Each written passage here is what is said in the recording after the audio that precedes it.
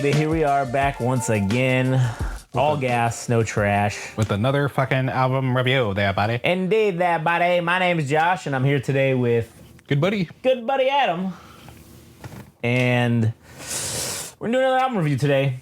It's gonna be is this a debut album or what is this? Yeah, it is a debut album. Back-to-back debut albums. Wow, back to back, man. Black End's Psychotic Spew. Fuck yeah. That's what's going on right now. But before we get into that album review, if you want to listen to more of our shit, you can go to YouTube. Game Rage Magazine there. Like, comment, and subscribe. If you want to follow us on social media, you can follow us at Game Rage Magazine on Instagram and TikTok, at Game Rage Mag, Twitter/X. You can follow this show and Adam at All Gas No Trash Official on Instagram. And if you like anime and mangas, you can follow our good buddy Frank at anime_syndicate_podcast on Instagram and go check out the Anime Syndicate. You guys are total podcast. losers. Yeah, true story.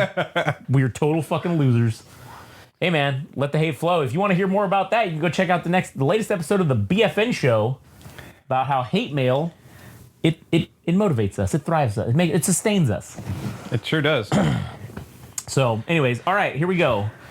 We'll do this just kind of like we normally do. We'll do the same thing. We're not gonna pause it or whatever, but we're just gonna cue you to pause. do it. Yeah, so you can do it, and then whatever. So before we get into it, what do you have to say? Do you have any backstory about these guys, Black Ends? No, other than I listened to one of the songs that I will reveal which one it was that got me into them in the first place. I didn't really know too much about them other than that they were from Seattle and they actually played with a band from California called French Mouth. They're from San Fernando Valley.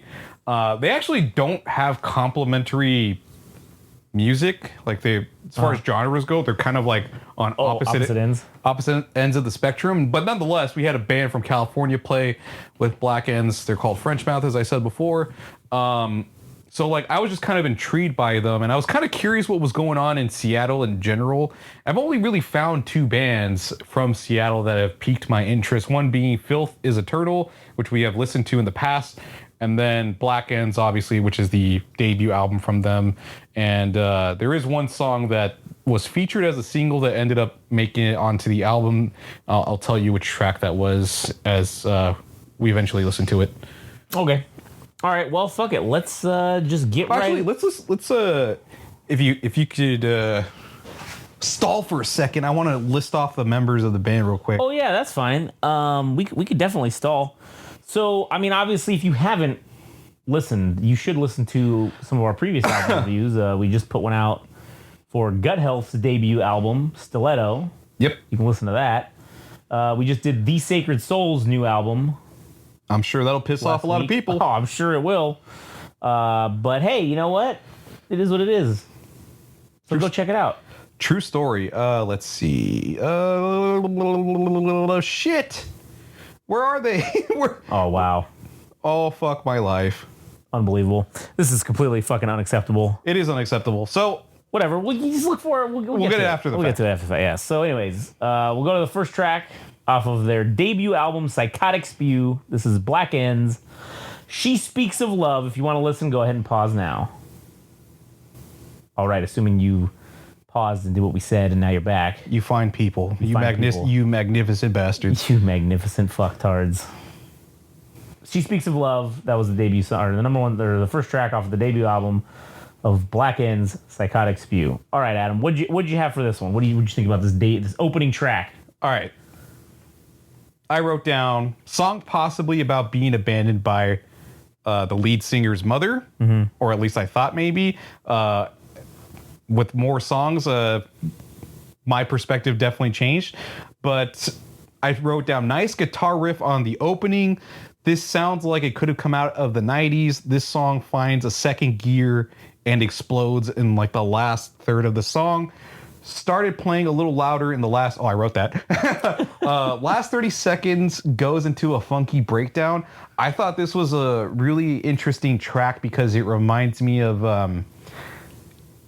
Okay, so like how I picture this band is something of a mix between the Breeders, Primus, Smashing Pumpkins, Faith No More, especially with that little funky bit towards the last 30 seconds or last third of the song itself. Like this band really surprised me with how much of a range they have in their sound, and I thought this was a great opening track for me personally. Yeah, so I did not have this. I did not have the same opinion. It's probably because we just listened to that fucking Gut Health album, but I said, oh man, not starting off great. This shit was repetitive, just like the last shit. Yeah, it felt repetitive. And again, that's what I'm. Is this also post-punk? Is that what this shit is? What is this? I don't know what it is. I could just see what they list on their it says Bandcamp. punk on fucking. It's gunk. iTunes. They call it gunk pop. That's how they brand their own music. Pop. But they on as far as tags on Bandcamp, they write punk, alternative rock, experimental rock, grunge, gunk pop, post-punk, Seattle. Yeah, whatever, like that guitar riff you were talking about. Yeah, I mean, I've specifically put that was I like that. That was pretty cool. But I felt like this was just some of the same old shit again. We're just gonna get some repetitive shit, and I don't know if that's because like a lot of these bands, kind of like that Julie, the Anti-Aircraft Best Friend or whatever, that album we reviewed. Well, they're kind of. I mean, I wouldn't say they're identical to. I wouldn't say they're identical to Black Ends, but they're like tangentially related in like the most minute way. Well, yeah. Well, what I'm saying is I think that like these guys are these bands are younger, right? They're in their younger, like their early 20s or whatever. They might be, yeah. They probably are, 20s. yeah. I feel like that's kind of a theme that is happening with that generation musically. Is it's like they want that fucking repetitive shit over and over and over and over and over again. Or maybe like they want the same thing that they like, but just put it on repeat and let's just hear the same shit over and over. That's what it seems like. I don't know, man. I mean, maybe contributing to your point is that it feels music comes in cycles as well, which is probably not any new light shed on music itself. But when you're talking about at least for me specifically, I felt like this band, if anything, if you could put your finger on it, there is like an element of the 90s that feels like encompasses this music, right? And it feels like that time has come once more for grunge to exist 30 years after the fact from its heyday, right? Yeah. Because The Weeknd, that album, the Blinding Lights or whatever that song was, and Dua Lipa doing like 70s and 80s, that was 10 years, or that was like 7 years ago, or 8 or whatever amount of years it was. But within the last 10 years, we've revisited like the sounds of the 70s and 80s. And for other people, like now, at this point in time, people are revisiting the 90s and grunge music or post-punk or post-rock or whatever the fuck you want to call it. That we're at this point again, that we're revisiting genres once more. Yeah, and lyrically, this whole album just in general it's just kind of repetitive in terms of like each song within itself, right? It's maybe like a paragraph of words each song. I mean, granted, the songs are short, but I mean, most of them are at least. But in 2.5 minutes, I would expect you to say between 2 and 4 minutes more than like a paragraph's worth of words. Because that's basically what we're getting. We're getting like a couple stanzas of like a poem. Yeah. But it's like, it's just repeating the same shit for the most of it. So really you're getting, in that paragraph of words, maybe 2 total sentences or maybe half to 2/3 of it is just repeating the same shit for the most part. Yeah. It's not like that formula every single song, but it's pretty fucking close. Yeah. So anyways, that was track number 1. So let's get into track number 2, Bent, off of Black End's debut album, Psychotic Spew. All right, we're back. For some reason, I wrote Psychotic Ends at the top of this fucking thing because I'm an idiot. But all right, track number 2. What'd you have for this one? What'd you feel about this one? I wrote down, should be a theme song for a Nickelodeon show. Sexcellent riff, nice tempo. Song about being delusional about life itself. The guitar plays higher notes, like this. It had like this eerie sound. So the note would play, and then the whammy bar would create like the weird, like this weird what is it, reverb or something? I don't know. This song reminds me of the Breeders. The drummer had some wicked nice fills. I fucking love this song.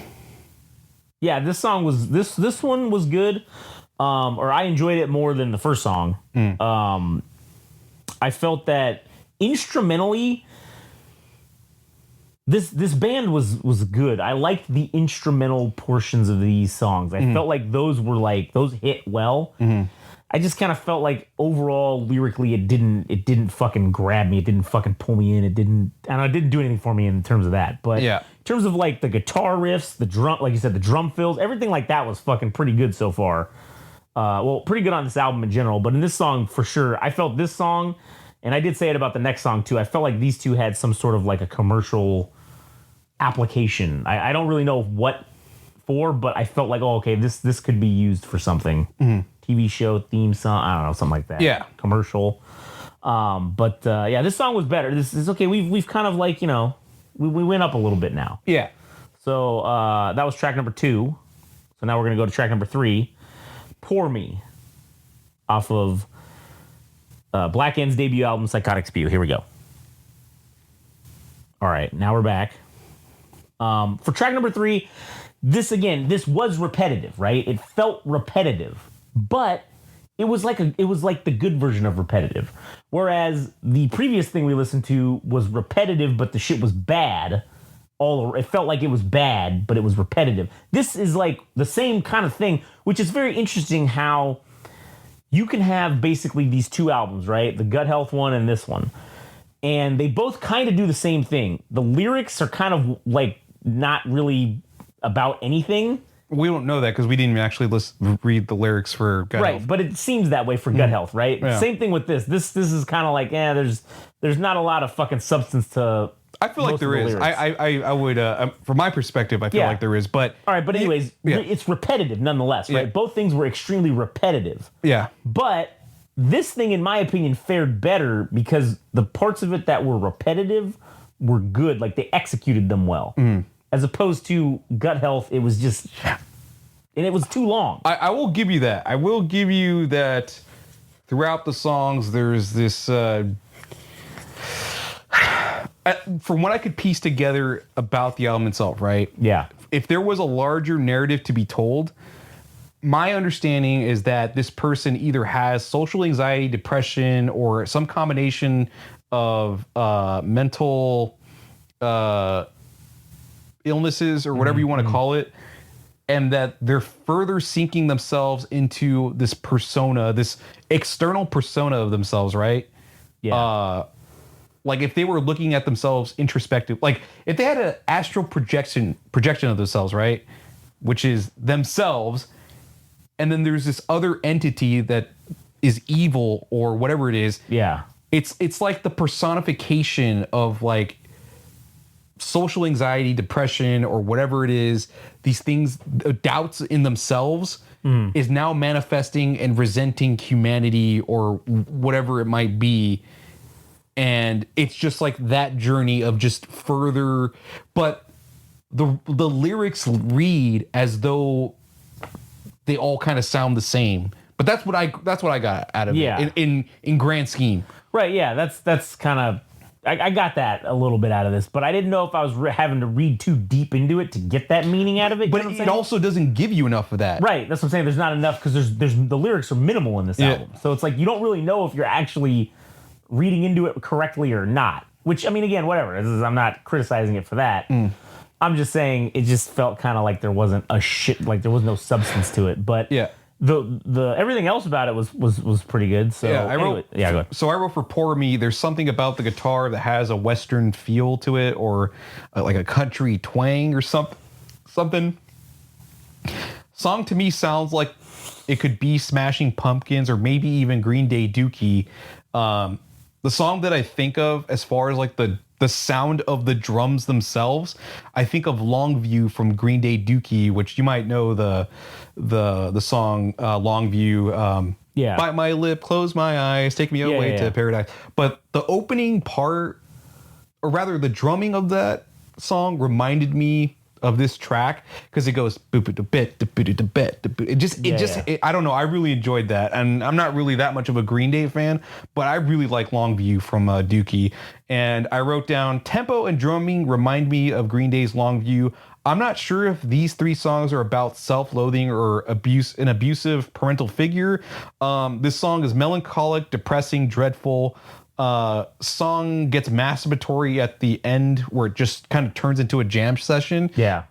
And that's all I had written for Pour Me. Yeah. All right. So let's go to track number 4, My Own Dead, off of Black End's debut album, Psychotic Spew. All right. That was track number 4, My Own Dead. What'd you have for this one? So this is the song that got me reeled into Black Ends, was My Own Dead. I thought this is the best track on the fucking album, without a doubt, for me personally. The guitar has like a Western feel to it, or at least the tone of the guitar did. It's got some twang to it. Song possibly about putting a fake persona on for other people while killing the real you. It has the strongest chorus. This song reminds me of Tarantula from Smashing Pumpkins. You might possibly remember that track from Zeitgeist, the album, which came out in like 2007. So this is after the fact that Billy Corgan and I think the original drummer, decided to reform the group. But yeah, Tarantula from Smashing Pumpkins, another track that the drumming reminded me of Longview from Green Day. I love how explosive this song is. This is my favorite track from the album.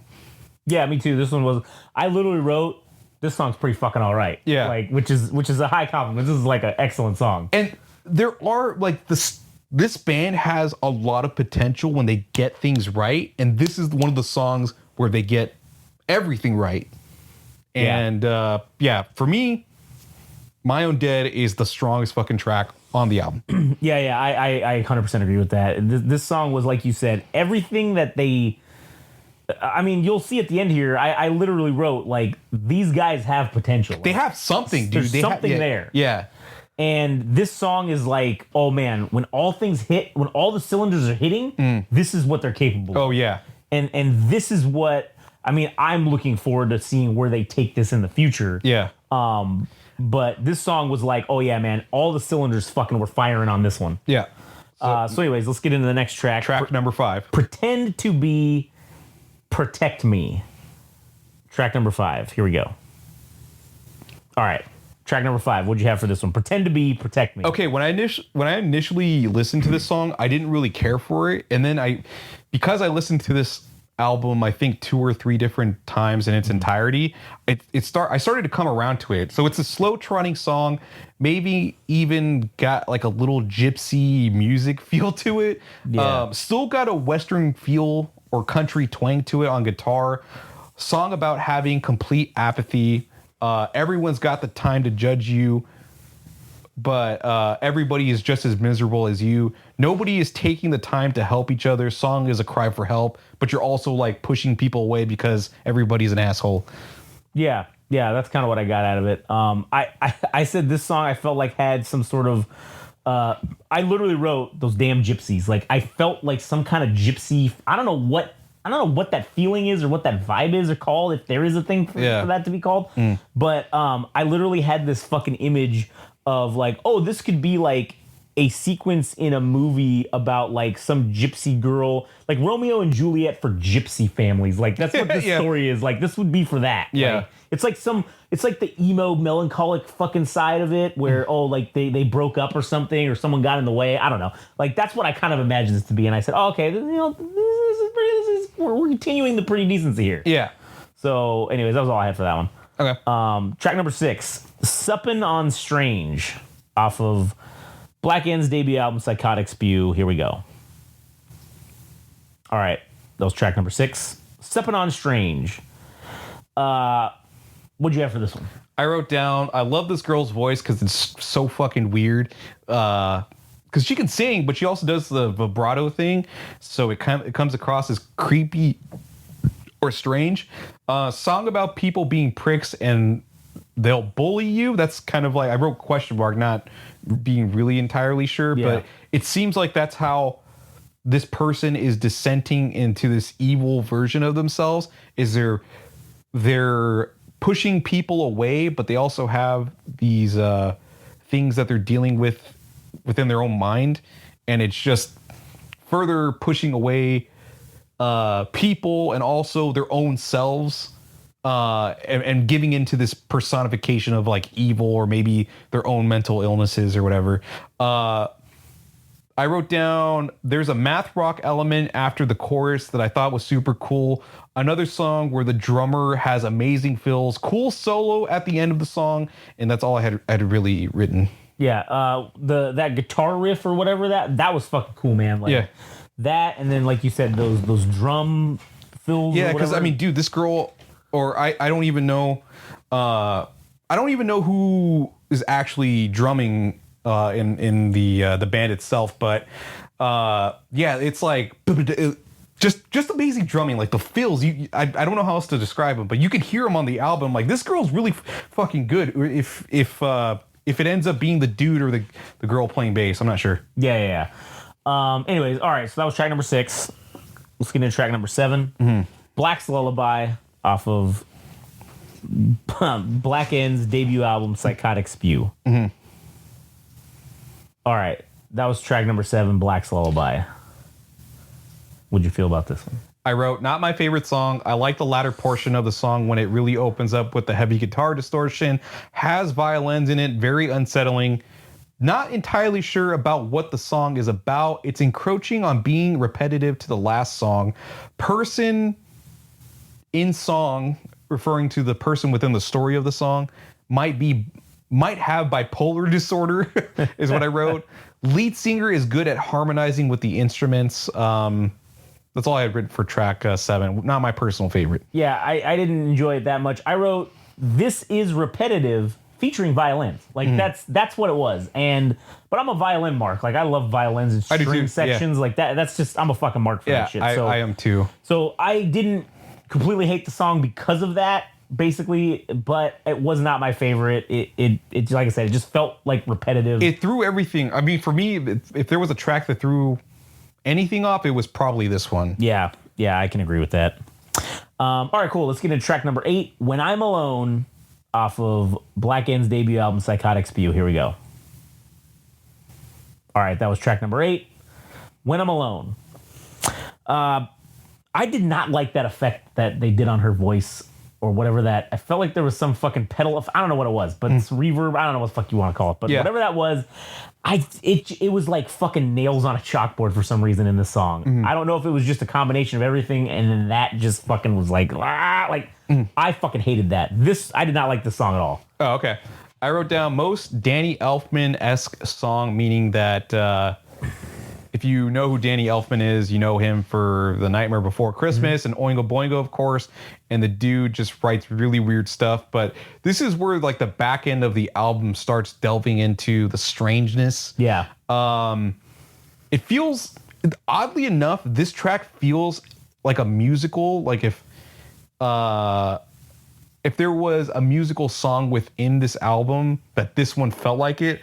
Maybe the album has been about a darker version of herself taking over her mind and body, is what I had written. Another impressive display from the drummer, talking about like the drum solos and that's all I had written for When I'm Alone. All right, let's go to track number 9 then. This is Red Worry. Sorry, I fucking can't read. Red Worry, track number 9 off of Black End's debut album, Psychotic Spew. Here we go. All right, that was track 9, Red Worry. What do you think about this one? Okay, so this is for where I thought the album felt like it was getting a little bit monotonous because it felt like tracks 6 through 8 were somewhat blending in with each other, I think, roughly, if I'm ballparking it correctly. This song kind of broke that shell, at least in my opinion. It broke that shell of surprising, as it gave us an element of surprise in the back end of the album. The most chaotic and unhinged song in the album yet. Feels like what I've expected. Feels like what would I what the fuck did I write? Did I like, feels like what you would typically expect from Black Ends in this album, but with a little math rock feel, someone descending into madness, possibly giving into their new persona. This is the song I felt the drummer had their most impressive performance. Probably the dopest guitar solo in the band. The album, I mean? Yeah, that must have been a typo. Yeah. Probably the dopest guitar solo in the album just before the last verse, and that's all I had written for Red Worry. Yeah, I wrote, just when we were verging on, all right, this shit's starting to get repetitive for real, this song fucking kind of wiped that out. And this was vastly different from the previous 3 tracks. That guitar riff or whatever, that solo, whatever the fuck it was, that was fucking epic. That was awesome. That was, like you said, I feel like that was probably up there as being possibly the best one on the album. I said that this song's fucking pretty damn good. I like this song. Yeah, it hit really hard. Yeah. And because it felt like it subverted all expectations. Like we were just going to get more of the same, and then just kind of undercut that and gave something different. And I wrote the word chaotic. Like I felt like this song was chaotic a little bit, and that was also uprooting the last 3 songs basically being repetitive. Yeah, that whole thing added, which I kind of feel like that might have been intentional. Right. You have these 3 songs that are somewhat starting to feel repetitive, and then bam, you got this chaos. Yeah. Where the other personality or whatever maybe kicks in or some shit, and now it's like, oh, shit's all over the place. Yeah. All right, so that was track number 9. So now let's talk about the final track, track number 10, Bye Bye, off of Black End's debut album, Psychotic Spew. Here we go. All right, that was track number 10, Bye Bye. What'd you think about this one? I wrote down, evil has won, the parasite has taken over the host, the marching drums. I don't know where the fuck that came out of, but that was fucking sweet. That was pretty sweet. It's like a salute to the human side of the person, like you're giving a fucking like a send-off. Yeah. Really enjoy the bass in this song. Violins being played in a disturbing manner. This song fucking kicks ass for the end of the album. Yeah, I just said what a great way to end the album. This was all the previous shit that we had thought thrown out the window. I felt like I don't know. Again, I wrote there's something here. Yeah. There is like the kernel of the seed that has now started to sprout. I don't know what this plant or this thing's gonna grow into, but there's something here. Yeah. And so, all right, fucking final score. What'd you give this one out of 10? All right. I felt somewhere between just judging on the fact of how limited originality is in just music in general, that this band completely took me by surprise, and how refreshing it was to hear a band be one of one. I gave them a lot of bonus points. So as far as like the overall song count and what I enjoyed out of it, I think I probably, with the exception of Black's Lullaby, I think I liked 9 of the 10 songs. And the only thing I think I gave some I docked points in was songs 6 through 8, roughly. The repetitiveness. How they kind of had the slow trotted nature to them, and it was like a slow tempo, and it ended up feeling like some of the tracks that ended up blending into one another. So I gave like a slight discount for that. And then I also, like I said, Black's Lullaby was the song I didn't like. If I'm rating it on the one track I didn't like, that's like 1 point by itself, and then I gave a half point down for tracks 6 through 8, feeling like they were blending into it with one another. Yeah, it's somewhere between an 8.5 or 9 for me, and I'm giving it maybe even it's 8.5 to a 9, simply because this band brought an original, refreshing sound that we haven't heard before, and that's where I'm at. Yeah, I gave it just a straight 8 on this one. I felt like I docked it obviously for some of the repetitiveness. The sort of like, I don't know, minuscule nature of lyrics, I guess, also kind of just, which again, and that's not everybody's forte, so I get that.